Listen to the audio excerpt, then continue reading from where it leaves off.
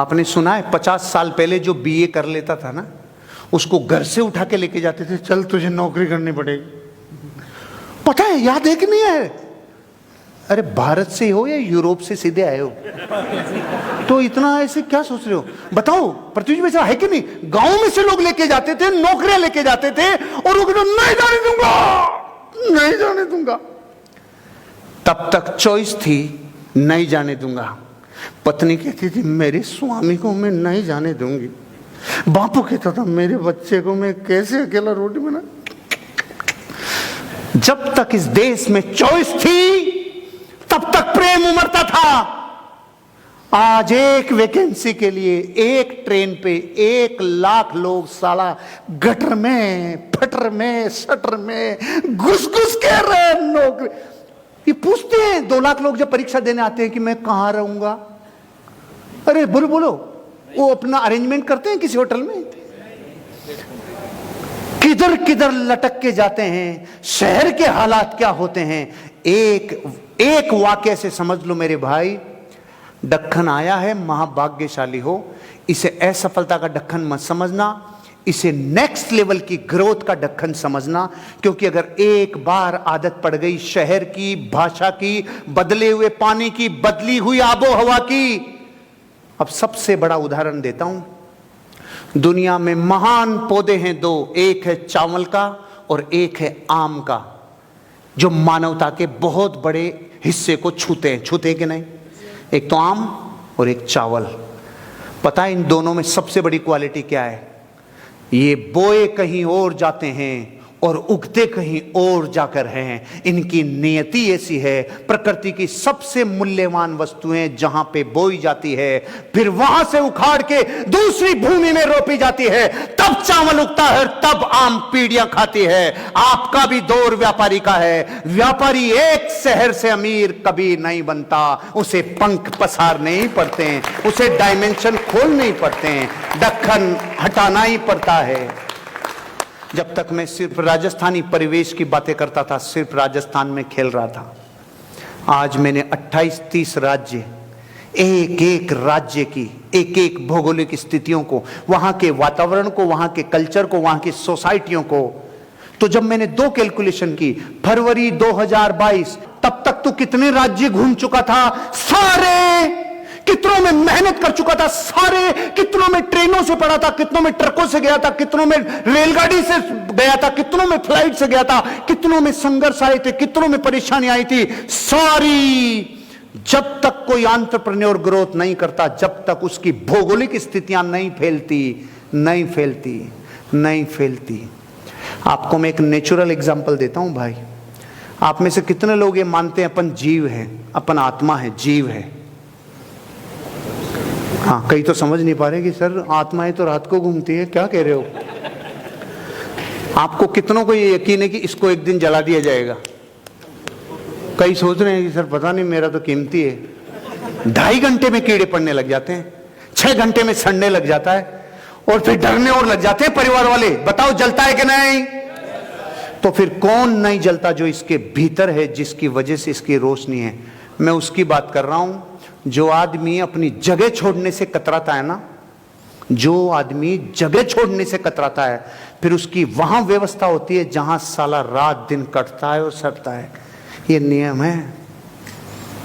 मरते टाइम भी अगर खरबूजे की इच्छा हो गई तो फिर वहां से मर के खरबूजे में लट बनना पड़ता है। क्या बात कर रहे हो सर, हम बंबई चले जाएंगे, आप लटवट मत बनाओ सर। मैं मजाक में कह रहा हूं, लेकिन मैंने तो बानगी दी है, पूरा बोरी तो खोली ही नहीं, मैंने बानगी दी है। हम सब जीव हैं, और जिस चीज से ये जीव डरने की कोशिश करता है ना, प्रकृति वहीं फाड़ने की कोशिश करती है। डर, मैं तुझे पूरा फाड़ूंगी। भाई साहब, अगर इस हॉल में 500 लोग बैठे हुए ये कह दें सर पूरा हिंदुस्तान हमारा है, हम जगह छोड़ने के लिए तैयार हैं, नया दर्द सहने के लिए तैयार है, आप ग्रो करो, मैं वादा करता हूं अगले 1 साल में आप भारत में सबसे बड़े ग्रुप में काउंटिंग आ जाओगे। आपकी हिम्मतें, आपकी ताकतें और आपके भीतर की एनर्जी अलग होगी। थोड़ा फैलो भाई, थोड़ा विकराल रूप धारण करो। ये तब तक नहीं होगा। सारे महान लोग अपने गांव से महान नहीं बने, जगह छोड़ी रे भाई। अरे कभी शमशान घाट में गए हो? दाह संस्कार में कपाड़ होता है तो जगह बदलते हो कि नहीं? क्यों बदलते हो? हाँ, पीछे वाले समझ गए। एक टाइम पे ढक्कन आ जाता है तो उसका कपाड़ हो गया, अब जगह बदलने का टाइम आ गया। बदली है, बदलते टाइम पहुंची भी है ना, ये नियम है, ऐसे पहुंचना है, ऐसे है। अब तक की कामयाबी का कपाड़ हो गया, जगह बदलने का टाइम आ गया। कितने लोगों में हिम्मत है अपने बच्चों के लिए और अपने सपनों के लिए जगह बदलने के लिए तैयार है। जब आपके सारे रास्ते बंद होते हैं ना, फिर आपकी इंट्यूशन के रास्ते खुलना शुरू होते हैं। भाई दक्खन मां कसम उड़ाने का टाइम आ गया, अपने अपने द्वार खोलो भाई। अरे चक्रों के ध्यान से द्वार खुलते हैं, ये सुना तो है ना, खोले तो नहीं होंगे, नहीं आप खोल ही चुके होते अब तक। लेकिन जब चक्रों के ध्यान से, क्रियाओं के ध्यान से इस शरीर के द्वार खोले जा सकते हैं, आपकी कामयाबी का द्वार तो ये कह रहा है सब कुछ रेड कारपेट है, यहां खत्म नहीं हुआ है, ये परीक्षा की घड़ी है, जितनी जिसका कैपेसिटर उतना आगे बढ़ो, लेकिन ढक्कन हटाओ। और ये वो कह रहा है जिसने जीवन में 11 बार ढक्कन उठाया है। खाली ज्ञान नहीं है, उठाया, जिया, अनुभव लिया। आज कह रहा हूं, आज मेरे को हर राज्य में कहीं ना कहीं कनेक्शन बना। किस वजह से बना?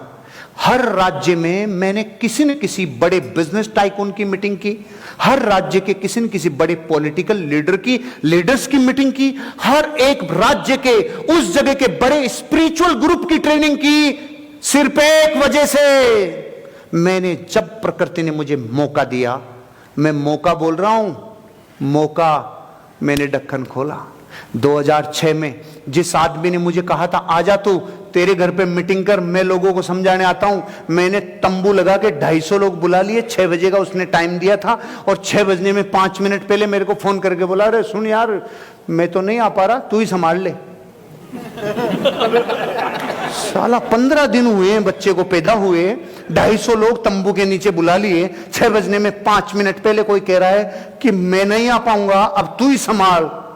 उस दिन मैं रोया नहीं था, उस दिन मैंने मातम नहीं मनाया था। मां कसम, मैंने उस दिन प्राणों से अपने मन में ढोल बजाए थे। आज मैं हूं आखिरी स्पीकर जो इनको समझाऊंगा, और जो मैं समझाऊंगा वो कायनात में कोई नहीं समझा पाएगा। मेरे प्राण इनके प्राणों से मिलाऊंगा।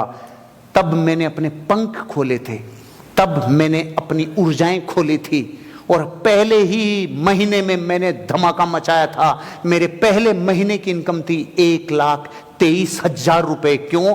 मेरे सीनियर ने टाइम पे धोखा दिया था, बिल्कुल टाइम पे। और धोखा और मौका पहचानने वाली नजरें मैं आपकी विकसित करने आया हूं। धोखा किसे कहते हैं और मौका किसे कहते हैं? जिसको ढक्कन उठाना हो वो मौका समझता है, और जिसको ढक्कन में दबे रहना है वो उसे धोखा समझता है। समझने की तासीर पे फर्क है भाई। चलो भाई, पहले कार्यक्रम को लग गया टोटल कि कितना टाइम लग गया? 1.5 घंटा लग गया ढक्कन को उठाने।